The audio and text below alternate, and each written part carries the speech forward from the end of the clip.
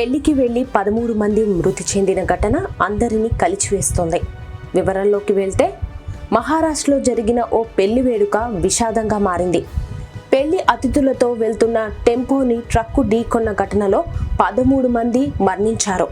25 మందికి పైగా గాయపడ్డారు. పాల్ఘర్ జిల్లాలో ముంబై అహ్మదాబాద్ జాతీయ రహదారిపై ఈ ప్రమాదం జరిగింది. దాహాను ప్రాంతంలోని బాపుగాన్ నుంచి దనివార్ గ్రామంలో జరిగే నిశ్చితార్థ వేడుకకు 40 మందికి పైగా ప్రయాణికులు టెంపోలో వెళ్తున్నారు. అయితే 1 కిలోమీటర్ డైవర్షన్ తప్పించుకోవడానికి టెంపో డ్రైవర్ రాంగ్ రూట్లో వాహనాన్ని నడిపినట్లు ప్రాథమిక విచారణలో తేలింది.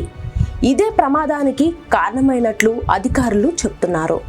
ఇలా వెళ్లే క్రమంలో గుజరాత్ నుంచి ముంబై వస్తున్న కంటైనర్ ట్రక్ ఒక్కసారిగా అదుపు తప్పినట్టు టెంపోను గుద్దినట్టు తెలుస్తోంది. ఈ ప్రమాదంలో ఒక బైక్ కూడా ప్రమాదానికి గురైంది. ఇలా ఢీకొన్న తర్వాత కంటైనర్ టెంపోపై పడిపోవడంతో ప్రయాణికులు లోపలే చిక్కుకుపోయారు. ప్రమాదం జరిగిన వెంటనే స్థానిక అధికారులు, పోలీసులు సహాయక చర్యలు చేపట్టారు.